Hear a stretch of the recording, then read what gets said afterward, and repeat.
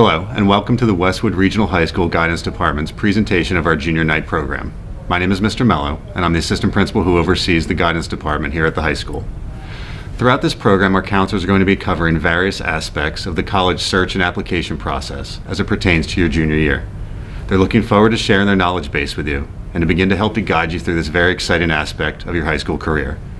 So without further hesitation, I'd like to begin the program by introducing one of our counselors, Ms. Lyons. And thank you for taking the time to watch our college information program for juniors and parents. This is a very exciting and somewhat scary time for many of you, and I would like to start by saying that we are all here to support you. Please don't be afraid to reach out to your counselor with any questions or concerns that you may have. So why should a student go to college? According to the U.S. Bureau of Labor survey that was completed in 2019, there is a significant difference in earnings based on the educational attainment of the individuals who were surveyed.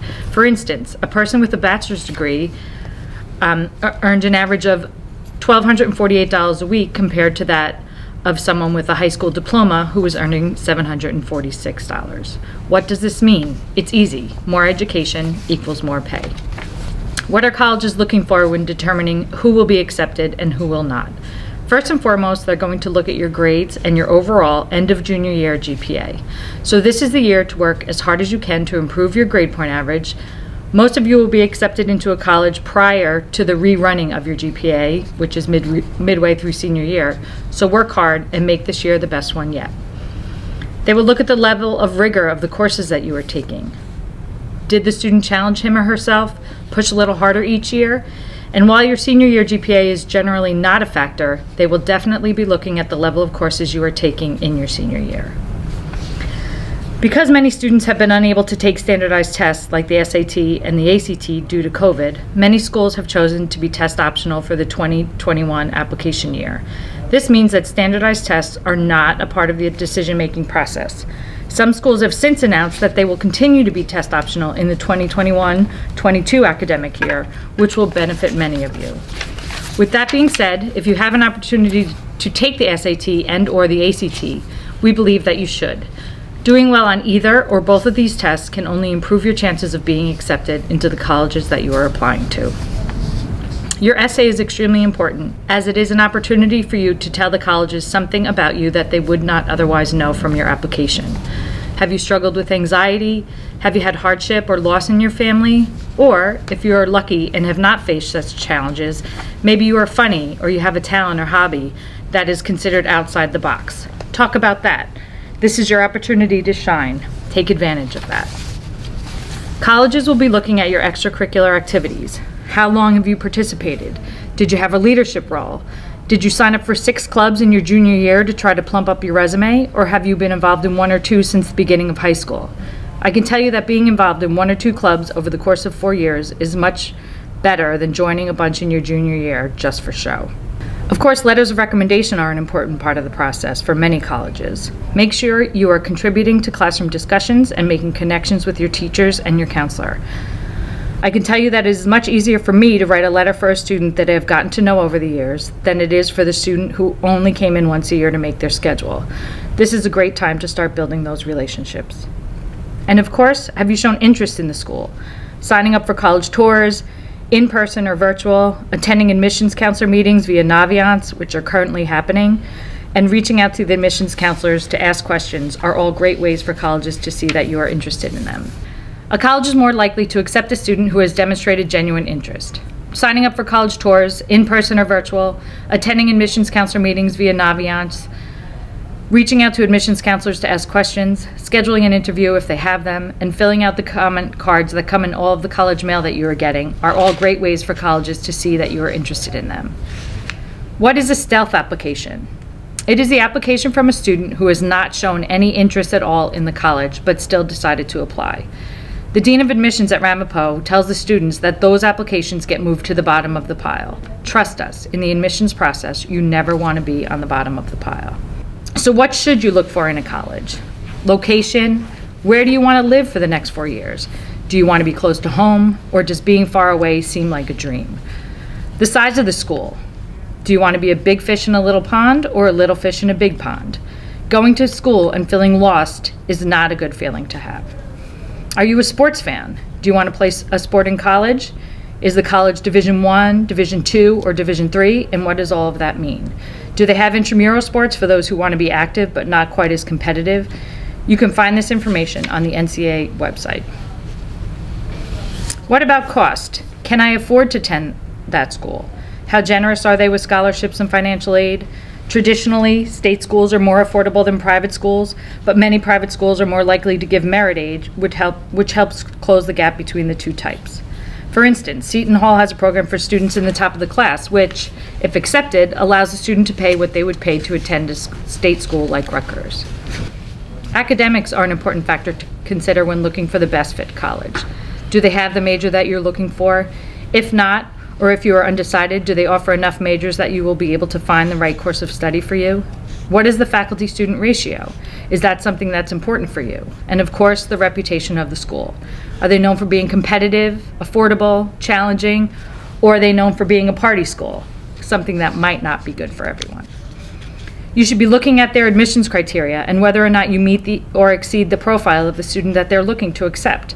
Do your GPA and your test scores fall within the range of the students that they admit to their university? What is the acceptance rate? Like Stanford University, are they accepting only 4.4% of the students who apply? Or are they like Michigan State with an acceptance rate of 77%? Lastly, does the college or university have support services for students? And if so, what does that include?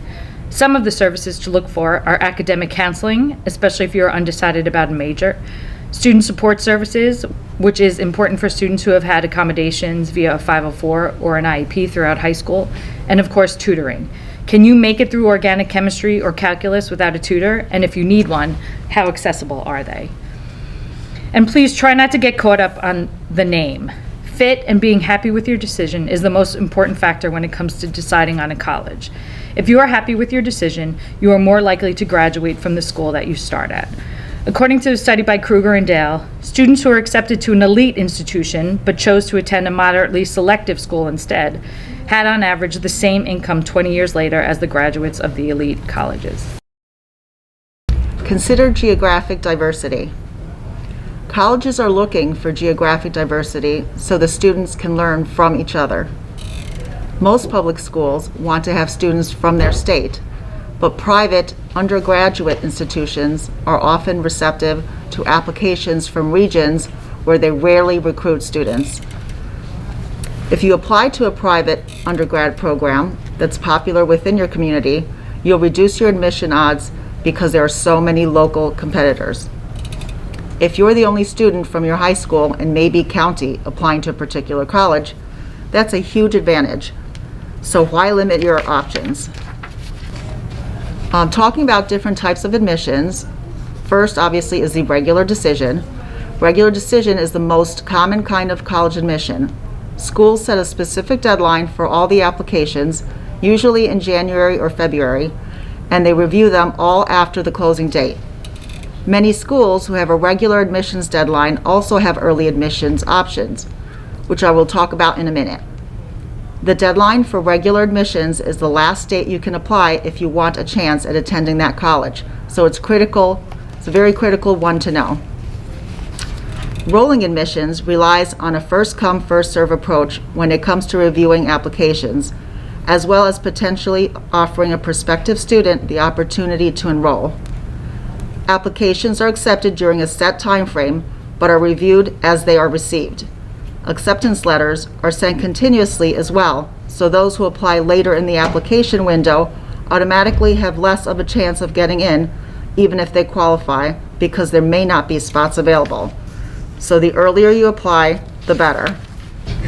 Many schools offer the option of early action. This means that you'll both apply earlier than the regular deadline and find out earlier whether or not you got accepted. The most common deadlines for early action are November 1st and November 15th. These deadlines are not flexible. You must get all your materials, including recommendation letters and test scores, to the school by the stated deadline. Since you apply early, you'll also be notified of your admissions decision early. The most common notification date is in mid-December, so you should find out whether you were accepted, denied, or deferred before you go into winter break.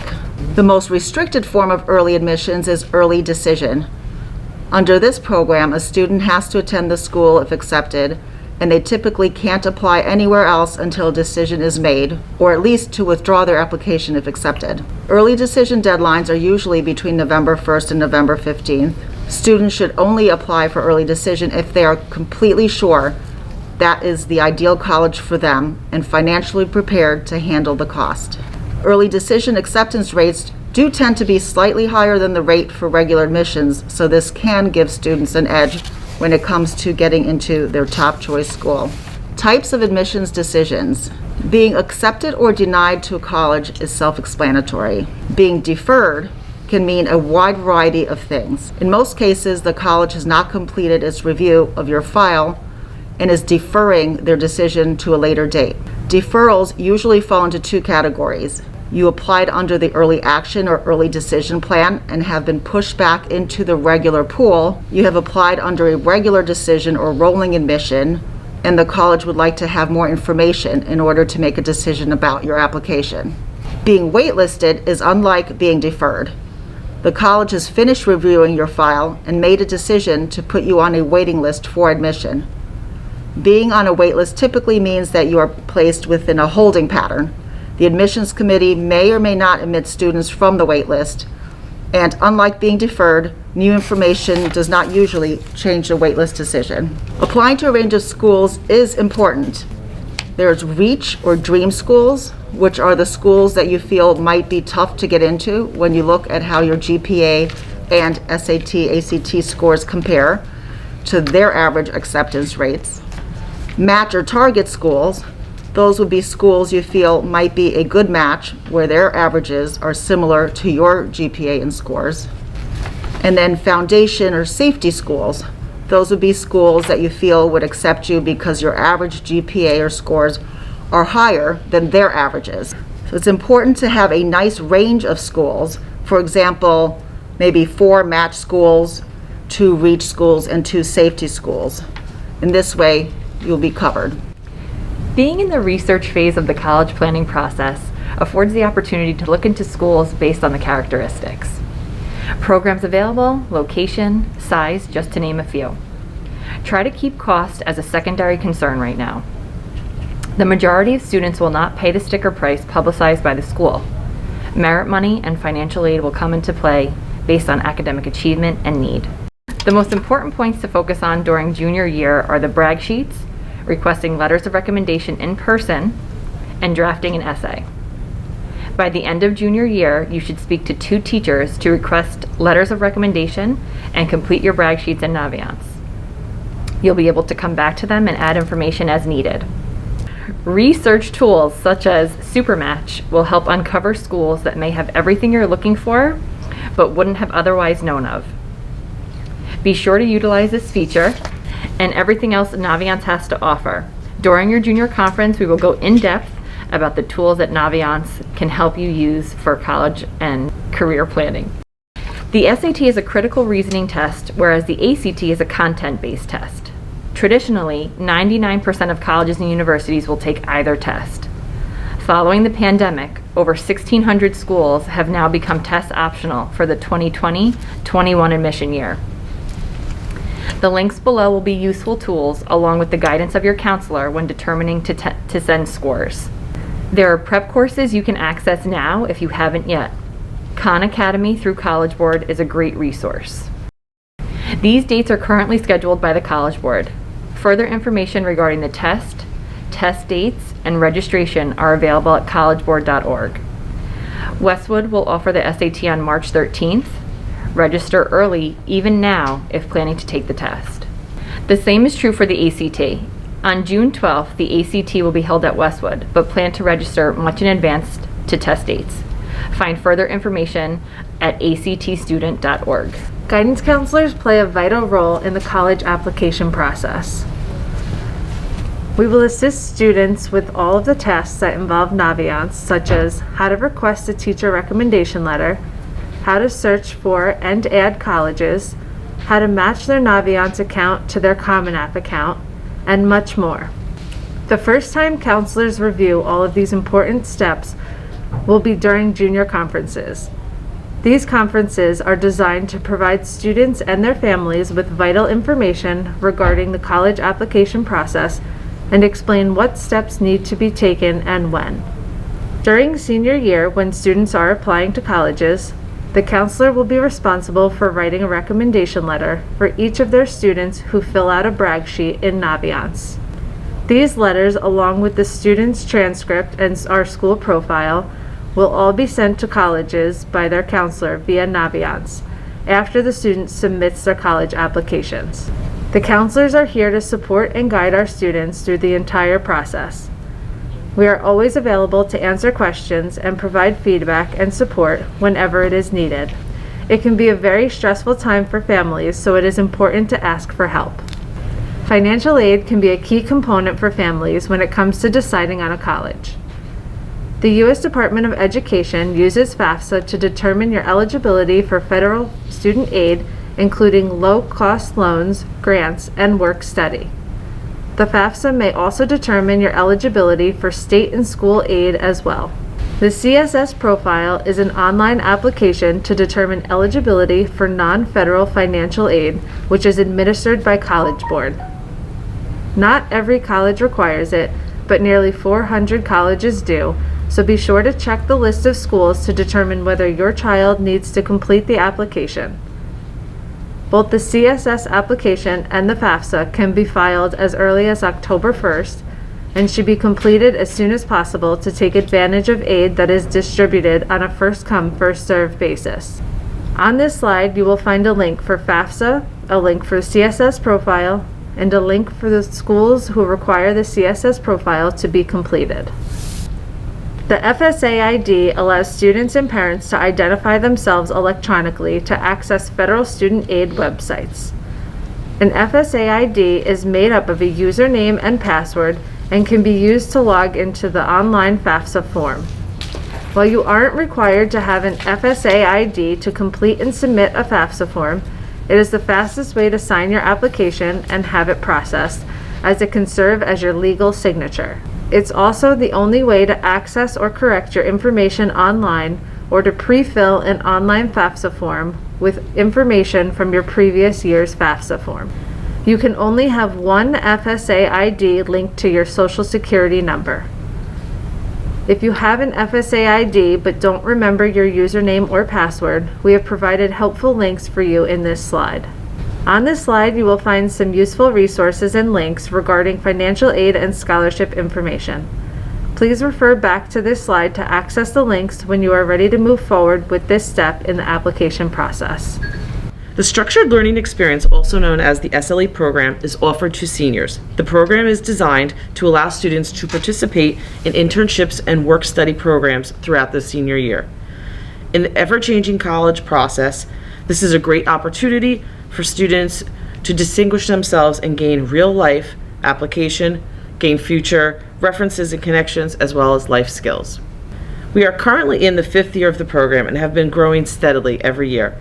This year has come with some obvious challenges. However, through the participation of many of our partnered workplaces, there are students participating in virtual internships and work-study programs, as well as few attending work sites themselves. Throughout the years, we have collaborated with many local businesses. As you can see from this slide, we work with hospitals, veterinarians, museums, architects, as well as within our own school district. In addition, we have several students offered jobs after their internships were complete, and many have continued internships throughout their college years, working during semester breaks and summers. In fact, our first student has been offered a position where she did intern. For our current juniors, in the spring, I will send out a Google interest form that you will be required to fill out if you have any interest whatsoever in the SLE program. In addition, when you have your junior meeting, it is most beneficial to mention this to your guidance counselors so they are aware of your intentions. After that, I will then set up individual meetings with you to gain further insight as to what you are looking to explore, and from that point on, I will begin placement for September, October of next year. Thank you, Ms. Murray. That concludes our junior night program. You've been provided with a wealth of information and it can be a lot to take on, so I urge you to take some time to review this presentation at your leisure. And once you've done so, please reach out to your guidance counselor with any and all questions moving forward. To our junior students, we wish you the best of luck throughout this process, and remember, we're here to help you. Thank you for joining us.